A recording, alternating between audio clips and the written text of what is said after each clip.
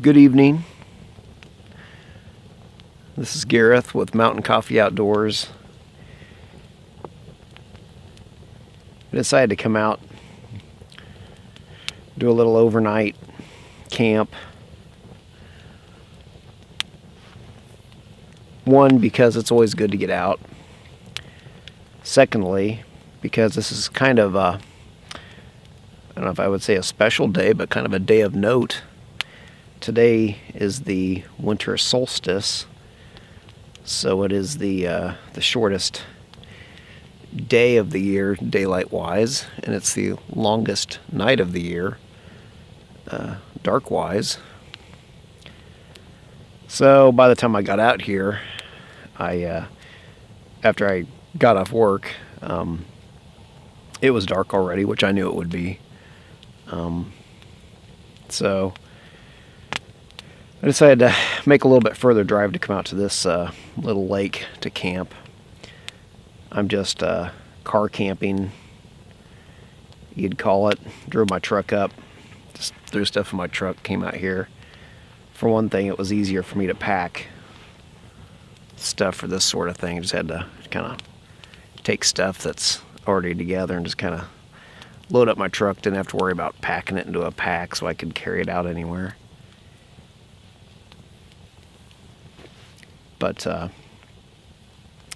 just kind of wanted to come out and enjoy the this evening, have a nice cozy campfire on this first night of winter.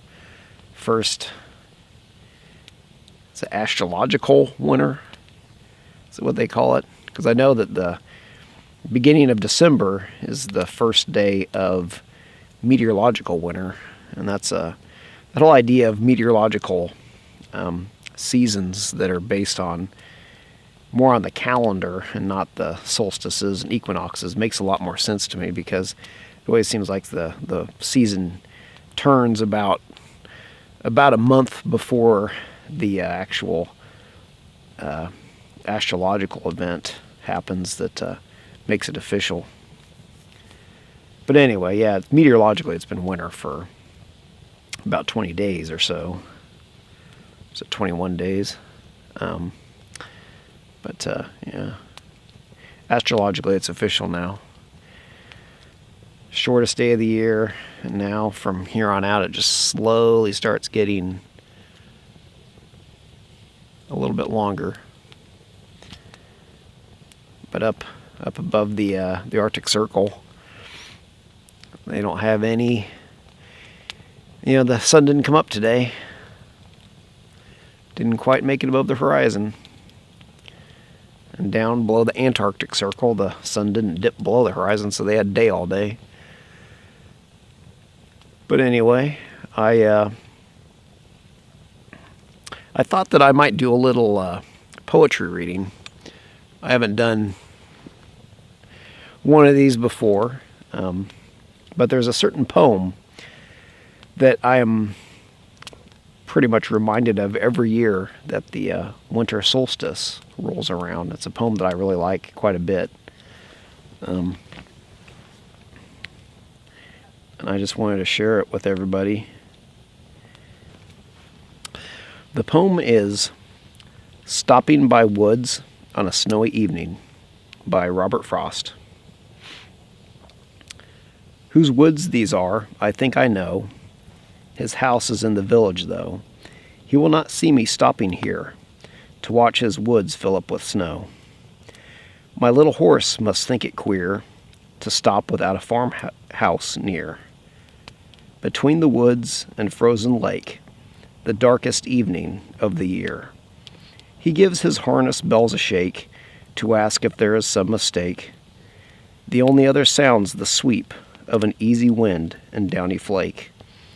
The woods are lovely, dark, and deep, but I have promises to keep, and miles to go before I sleep, and miles to go before I sleep.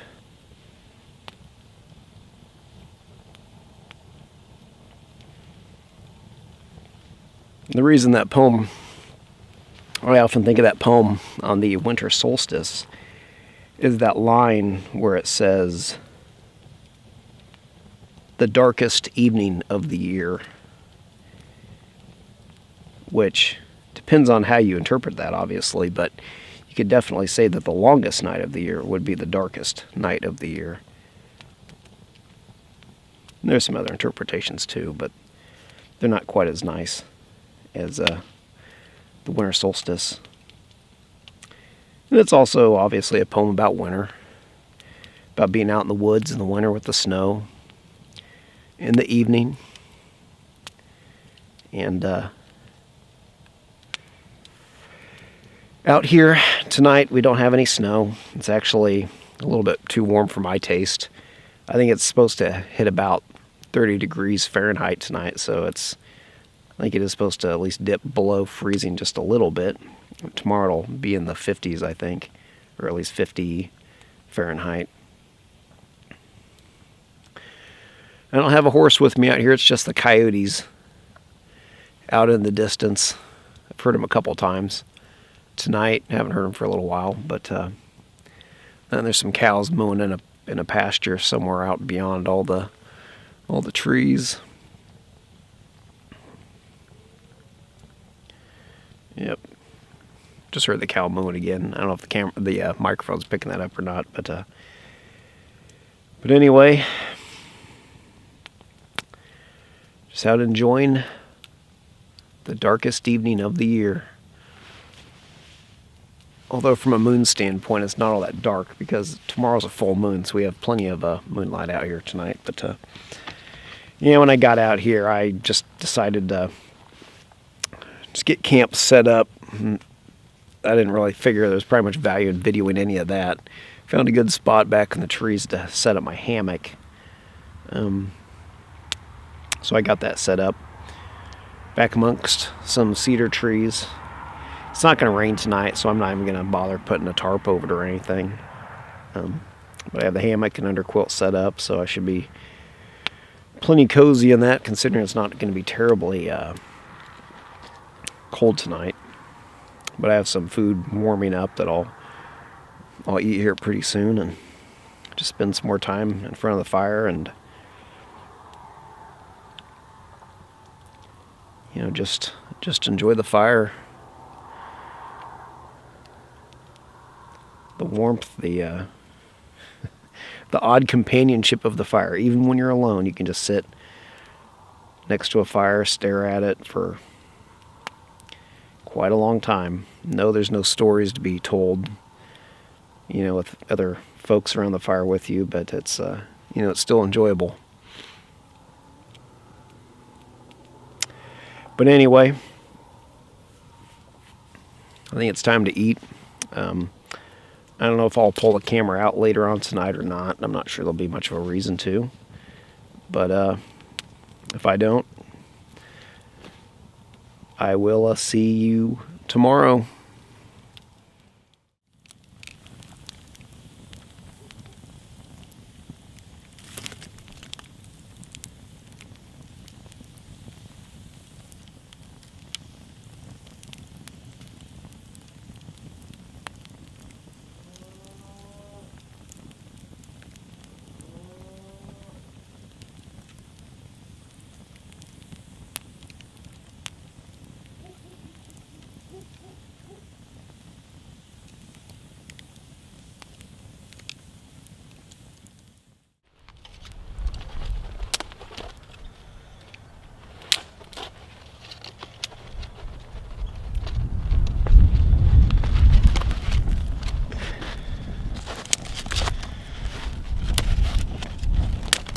Still had some coals this morning.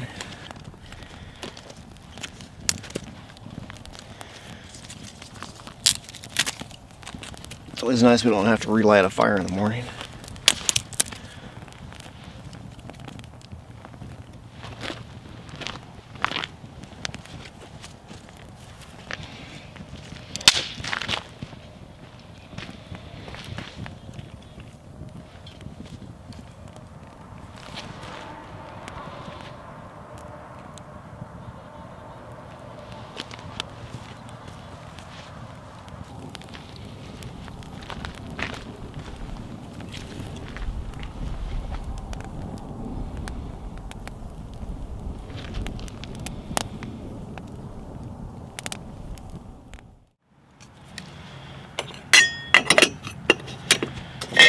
it had been a while since I'd used my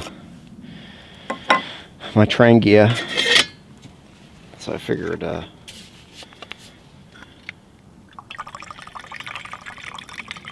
as well use it. I finally got a real fuel bottle for my methylated spirits, denatured alcohol, meths, whatever you call them in your neck of the woods. Shoot, most of them I just call them meths now. Well, this is a little trick I learned on how to light the burner when it's a little cooler out and it's a little more hesitant to light up. I learned this trick from watching some of Wiltshire Man's videos.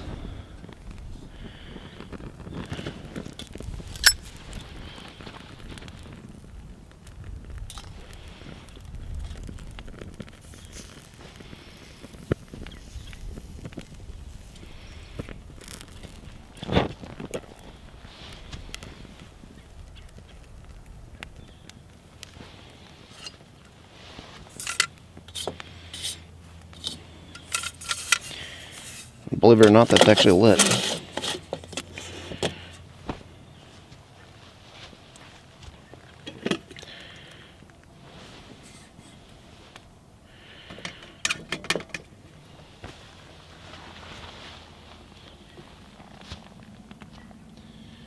Now we just wait.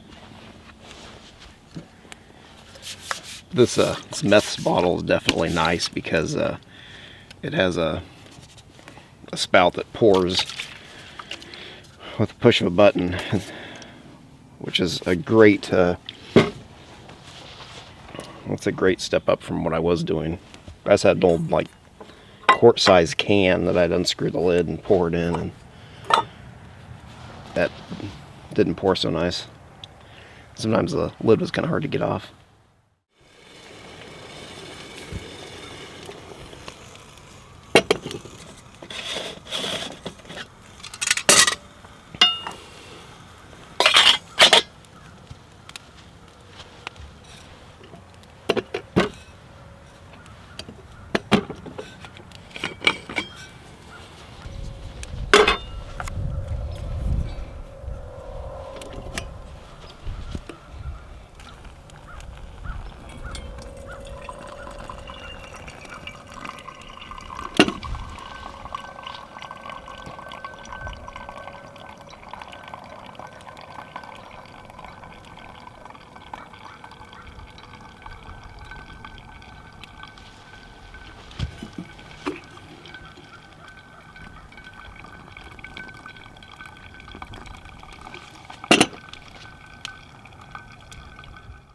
I figured that I should make myself a cup of the good old mountain mocha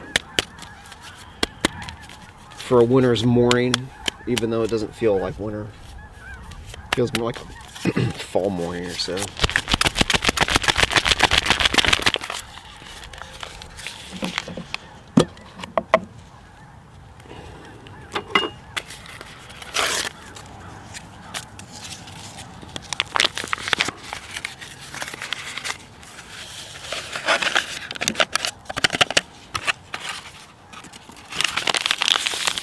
Packet of hot cocoa mix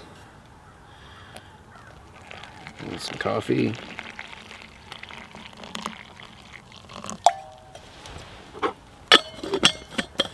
And there we have it.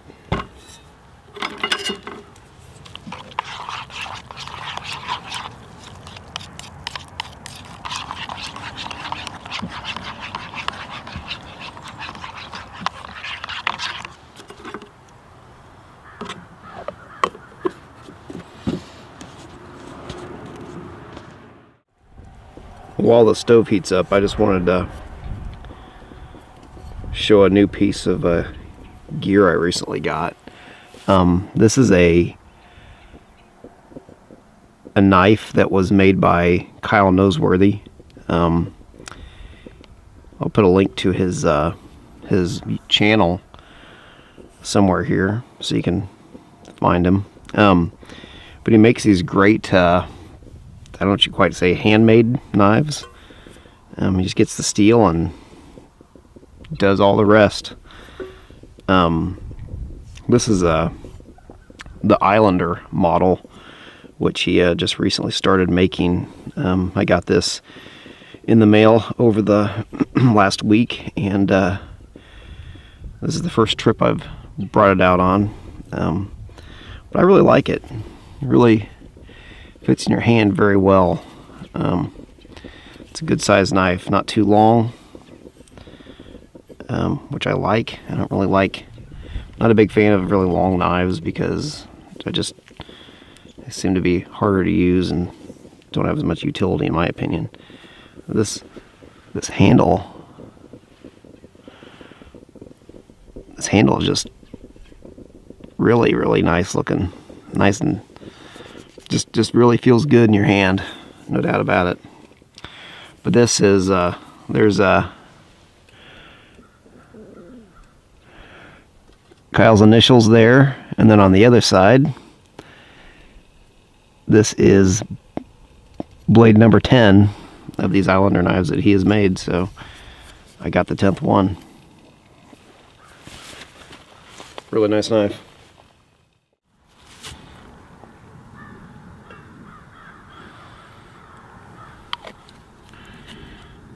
My cooking oil little Nalgene bottle. See, I knew I was onto something with this, and I was just yesterday I was watching a video with Ray Mears in it. He was up in the canoe country in Canada, and he had cooking oil in a little Nalgene bottle just like this. See, I knew it was a good idea.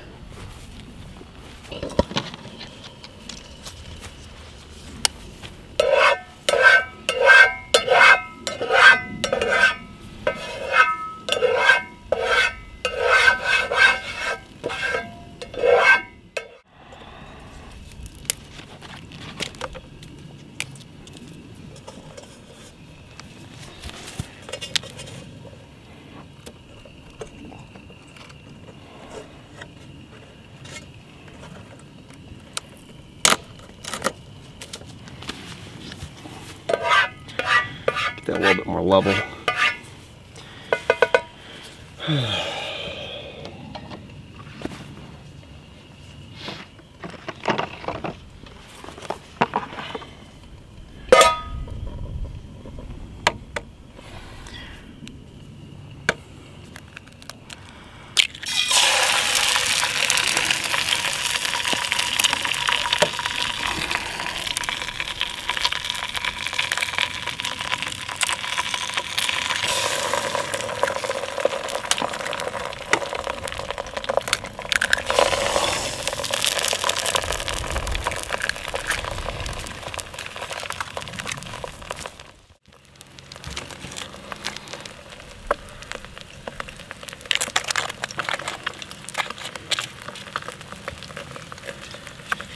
I'm just going to cook up some eggs, some Canadian bacon, and put all that on some English muffins with a little cheese.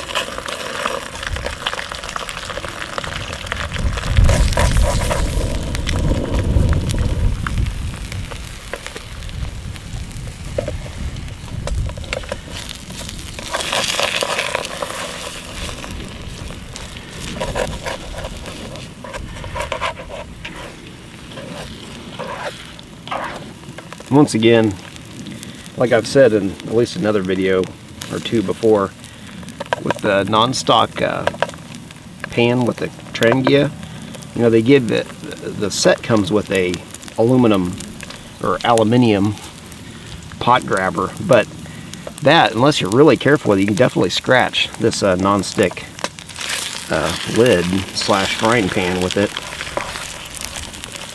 So what I did when I got this set is I went on Amazon and I found a plastic set of pot grippers to use with this, at least with the lid slash frying pan here, so I wouldn't scratch it. This is like a Optimus brand or something like that. Doesn't even say it on it, but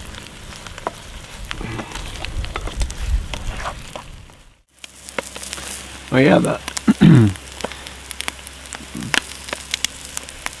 knife that the knife that Kyle made that I have, it's called the Islander, and I'm just going to go out on a limb and just kind of guess that it's called the Islander because Kyle lives up on the big island of Newfoundland, Canada.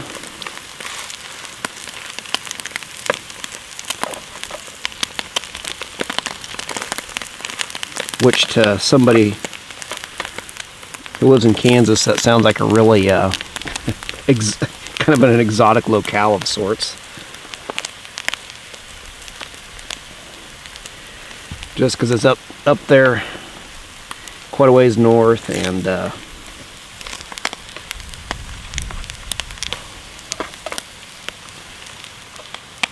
it's up in the definitely up in the boreal world.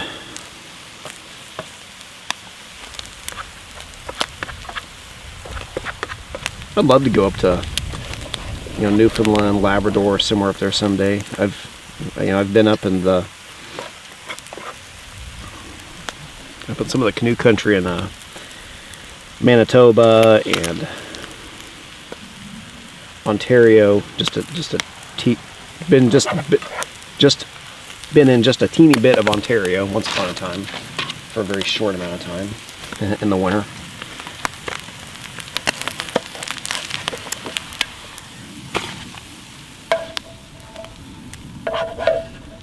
Been to Alberta, but that was just pretty much just going across the border and coming back.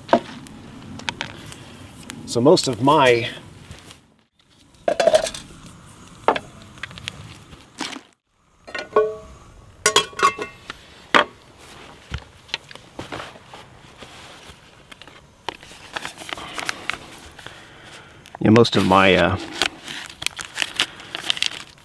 Canadian experience has definitely been mostly all in Manitoba.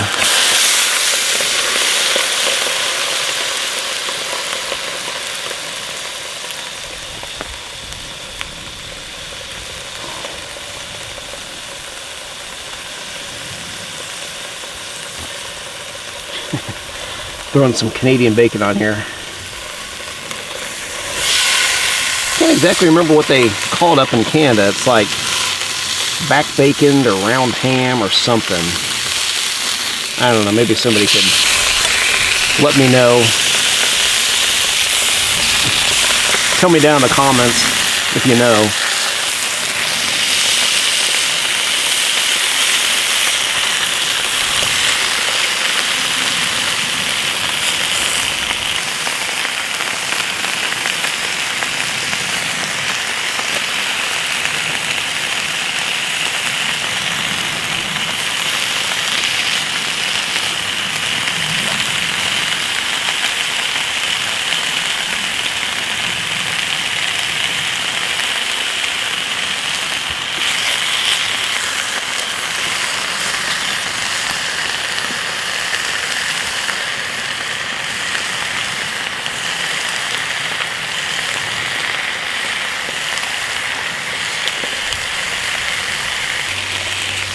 There's a movie that I watched,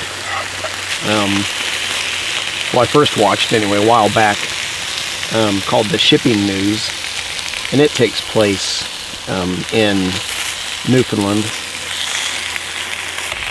And it's a pretty neat movie.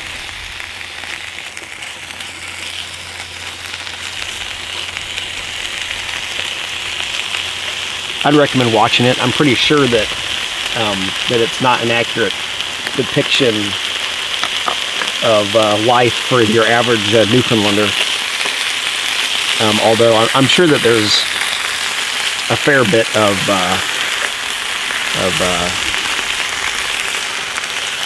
I'm sure some aspects of what you see in the movie are kind of what life is like in that part of the world.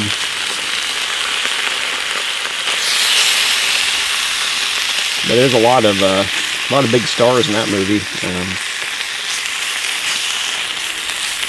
even one that's kind of been recently disgraced, but being Kevin Spacey. But yeah, if you're looking for a fun movie, I definitely recommend that. The Shipping News.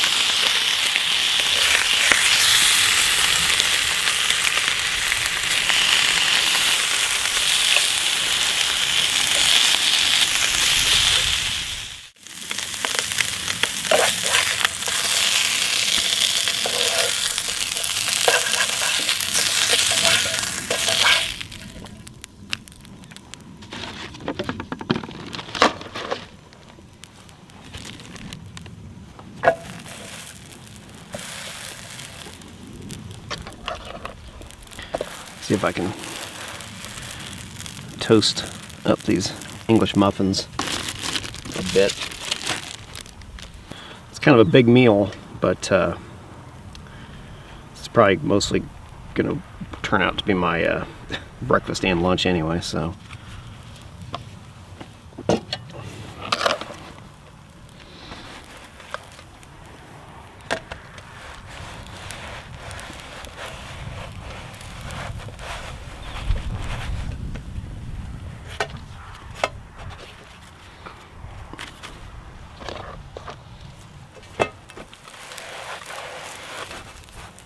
Ooh, the edge of that pan's kind of hot. Go figure.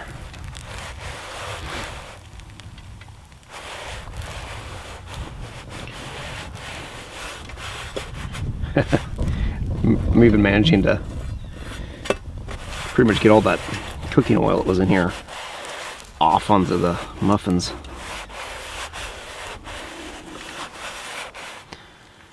I just need to quit touching my knuckles to the edge of the pan, because that kind of hurts.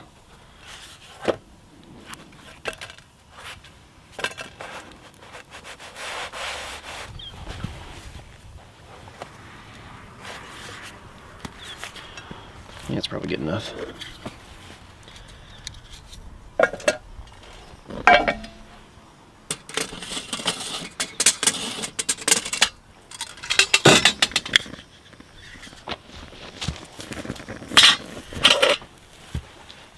Yeah, and with the Trangia burners, to put them out, probably the best thing to do is to take the simmer ring and just drop it on there, because it's all metal and it's obviously made to take the heat. It's made to be on there while it's actually burning. What you don't want to do is take the lid that has the rubber gasket in there and just screw that on there or anything, because it'll melt that rubber gasket. You can flip it, the burner cup, or the lid upside down and put it on there. I actually tried doing that last night, and it wasn't quite as effective as just dropping the simmering on there. It burned a little. I was hoping it would go right out and I could take it off, but I had to leave it on there for a while, so it kind of made me a little nervous that I might be heating that gasket up there a little bit more than I wanted to. But if you just drop the simmering on there, it puts it right out. And it can definitely take the heat for obvious reasons. You know, I don't know if in parts of the world outside of the United States, which would be most of the world, I don't know if you folks have this stuff that we call American cheese. It's a very, if I can even open this thing, oh, there we go. It's a pretty sorry excuse for cheese, in my opinion. I don't even know how to describe the flavor. It's a highly processed cheese, if you can even really call it a cheese. But it does melt pretty well. It does go pretty well on sandwiches, like a grilled cheese sandwich. It does have its uses, despite being not the greatest cheese in the world, but goes well with stuff like this.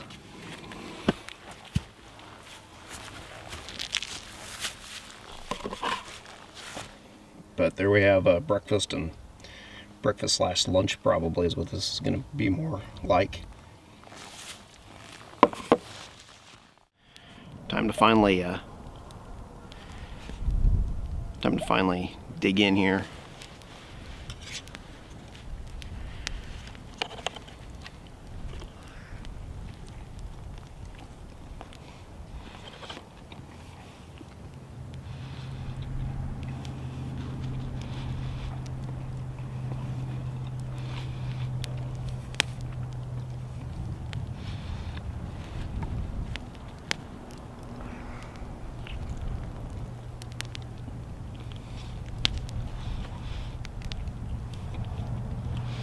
Very good.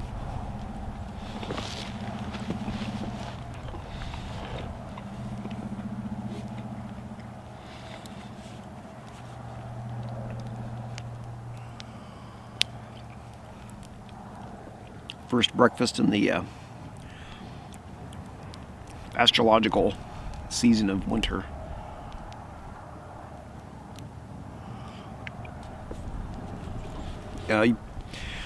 About a year ago, I came out to the same spot, and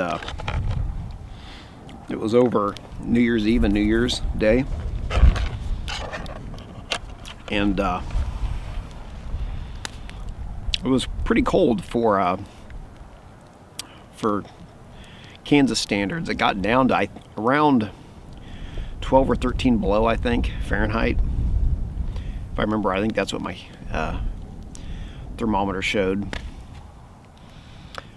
I really wish I had been back. I wish I had been doing video stuff back then, because that would have that was an interesting camp out. I ate one of the U.S. military cold weather ration MRE type things, although it's not an MRE technically, because once upon a time when I went on a long cold weather camping trip that was, I think we were out maybe 6 days or so. It was a Boy Scout trip, but we were up in the Boundary Waters, northern Minnesota, northeastern Minnesota. We were about a mile below the U.S.-Canada border, and anyway, a lot of the food we ate out there was MRE foods. Not really.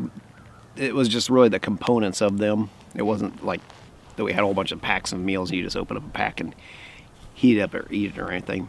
But some of the stuff was from the meal cold weather, I think is what they were called. It was kind of what they had about 20, 25 years ago before they switched to this newer version that they have now. But I just had memories of some of that stuff. I don't know if I'd say they're fond memories, but they're kind of nostalgic memories. So I got one of the newer meal cold weathers. I think it's called the meal cold weather now, but I'm trying to think what they called them back 20 years ago. Anyway, it was different.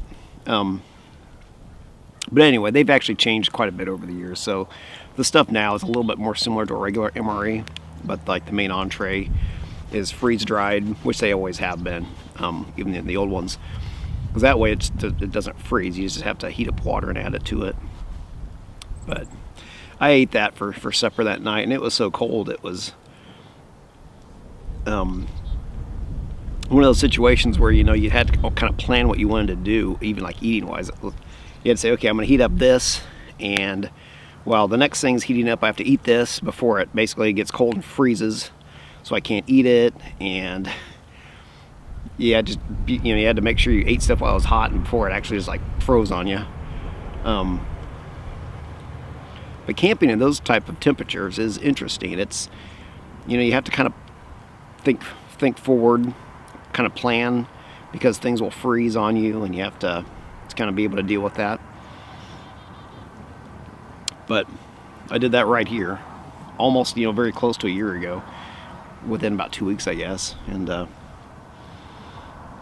was out here and I could hear every once in a while a tree. There's like a sharp crack, or kind of a sharp popping, cracking, I can't remember really how to describe it, noise, and I'm pretty sure it was actually trees that were cracking.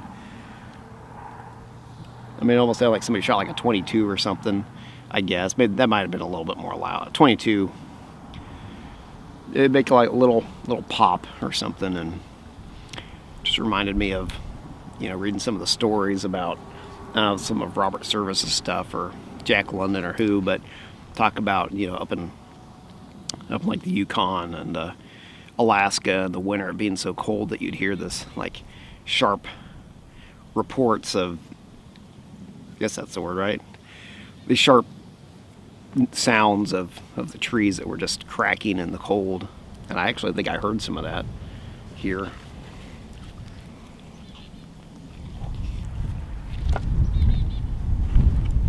The lake had at least about 4 inches of ice on it that time, so you could go walk all over the thing. And earlier in the day, there were some guys out there that were ice fishing. I don't know if they caught anything. I was kind of hoping that this year we'd get some weather that was that cold so I could go out and camp in it again and actually do some video stuff, but I don't know if that's going to happen. Things did get pretty cold around, the end of November, around Thanksgiving. And early December was fairly cool because some of the snow that had fallen stuck around for quite a while, but over the last week or so, things have warmed up a fair bit for this time of year. And it seems usually probably the overall coldest period, at least for this part of the world, and I would also say, up even like northern Minnesota, it seems like right around kind of after Christmas to, early January, first maybe half of January seems to be overall the coldest part of the year. So I'm kind of hoping that the cold weather comes back and then I get a chance to get out in it. But I guess we'll see what happens. Now at least I have some proper footwear for the cold. And that trip last year, I just had my hiking boots and put some nice thick socks on them, and I mostly managed to keep my feet warm enough. I had to take my boots off and warm them up by the fire a couple times, kind of jump start the heat, getting back into them, but worked out okay. But now I have mucklucks I can wear.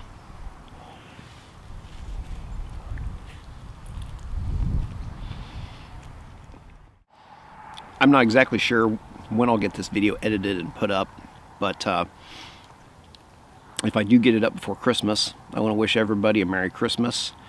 Yep, Christmas definitely follows the winter solstice pretty closely, because that's kind of what they intentionally did. Winter solstice was a big Roman holiday, so the early Catholic Church decided, well, we need a holiday to honor Jesus's birth. We don't know what time of year that was, but yeah, let's put it here at the winter solstice. The kind of the coming back of the light. Jesus coming into the world. So it all works out pretty well. But yeah, Merry Christmas to everybody, and I hope that the new year 2019 is a good one.